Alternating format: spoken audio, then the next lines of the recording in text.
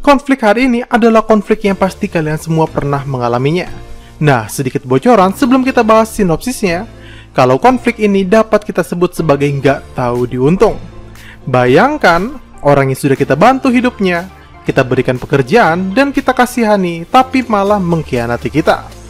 Seekor anjing atau kucing liar saja, kalau kita beri makan setiap hari tahu akan balas budi. Dan perasaan kesal inilah yang akan dialami oleh Nonaha pada episode kali ini. Jadi buat kalian yang pernah mengenal orang seperti itu yang gak tahu diri, pasti akan greget menonton episode ini.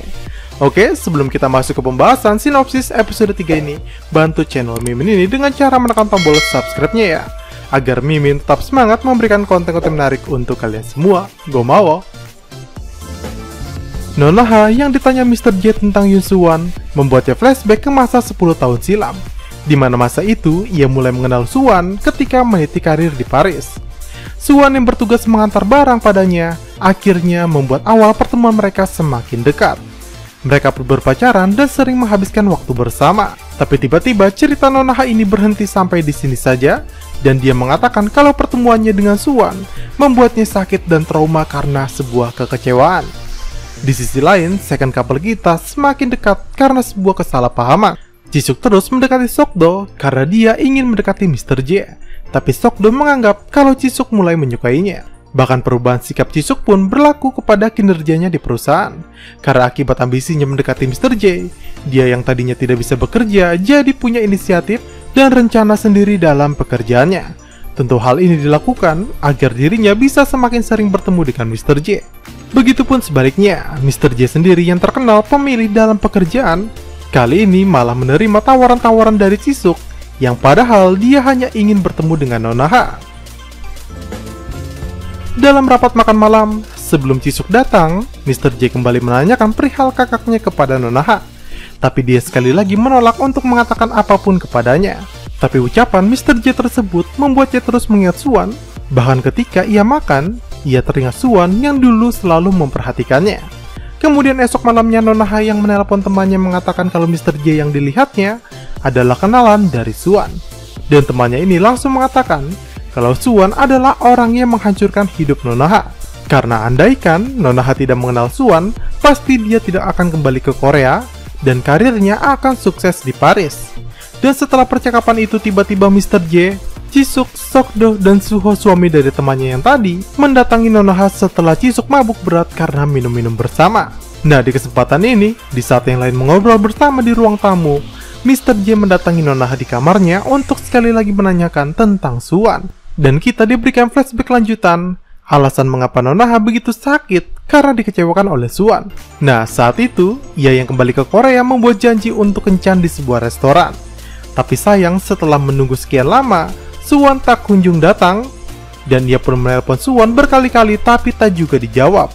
Yang padahal di sisi lain, Suwon sendiri sedang terburu-buru menemui Nonaha mengendarai mobilnya. Sampai akhirnya karena terburu-buru musibah pun terjadi, dan Suwon pun tewas dalam kecelakaan mobil yang padahal dia sebentar lagi sampai ke restoran.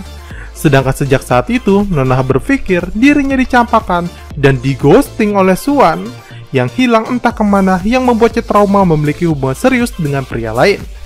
Lalu scene dipotong karena Jisuk memanggil Nonaha dan percakapan berlanjut ketika semua orang sudah pulang, kecuali Mr. J yang kembali ke rumah Nonaha, dan kini Mr. J malah menciumnya seakan ingin mengutarakan perasaannya, tapi sayang Nonaha masih menolak akibat traumanya dengan Suwon sebelumnya.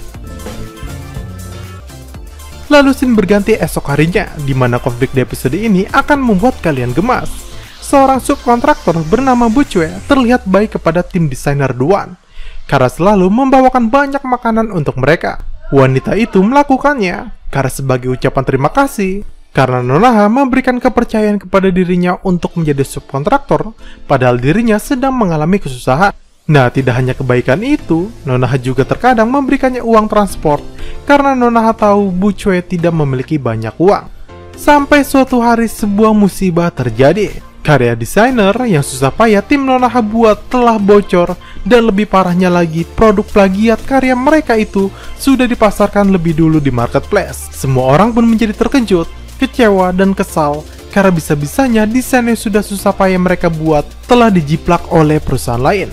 Nah, rupanya Soyong si anak baru teringat kalau satu-satunya orang yang ia beritahukan mengenai desain tersebut adalah subkontraktor mereka sendiri, Bu Chue. Dan hal ini membuatnya merasa bersalah sampai ingin mengundurkan diri. Tapi untunglah Nonaha melarangnya untuk resign.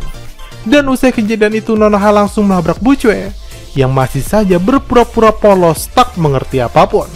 Bahkan, ia masih sempat-sempatnya memelas agar dikasihani oleh Nonaha. Tapi sakit hati tak bisa melunturkan hatinya. Karena bagi Nonaha, Bu Chue saja tega mengkhianatinya. Masa dirinya tidak bisa tega untuk memberikan hukuman baginya, ya kan? Dan oleh sebab itu, Nonaha menegaskan akan membawa kasus itu ke jalur hukum. Ya ampun, amit-amit ya ketemu orang begini, udah dibantu diberi pekerjaan, malah ngegigit. Sebelumnya, Presidir Wang sempat menyuruh Nonaha untuk membatalkan penjualan karena baginya menjaga kualitas brand nomor 1 daripada menturuti tetap menjual produk yang sudah beredar di pasar, bahkan masyarakat menganggap yang asli adalah produk tiruannya, bukan milik Dewan. Tapi karena Mr. J pernah mengatakan agar Nonaha menturuti kata hatinya, ia pun melanggar perintah Presidir Wang dan malah tetap menjualnya, karena baginya tak ada yang menggantikan kebesaran nama sebuah brand. Lalu saat Nonaha dalam perjalanan kembali ke kantor, Mr. J menemuinya untuk memberikan semangat dengan kasus plagiatnya. Mr. J juga tidak lupa memberi perhatiannya dengan mengingatkannya makan, dan perkataan ini sangat mirip dengan perkataan yang selalu dikatakan oleh Suwan. Hal ini membuat Nonaha bertanya, apa sebenarnya hubungan antara Mr. J dengan Suwan karena kata-katanya mirip. Dan Mr. J menjawab kalau Suwan adalah kakaknya. Mr. J juga langsung mengkonfirmasi kalau kakaknya Suwan telah meninggal 10 tahun lalu.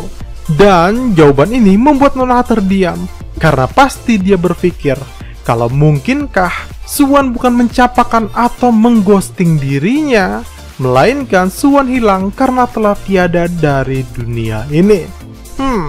Dan episode ini pun berakhir sampai di sini. Oke, kalau kalian suka dengan sinopsis dari Mimin ini, jangan lupa tekan tombol like, subscribe, dan nyalakan tombol lonceng notifikasinya agar kalian selalu mendapat info menarik dari channel Mimin ini. Saya Mimin Chandra pamit, see you sahabat Micapedia.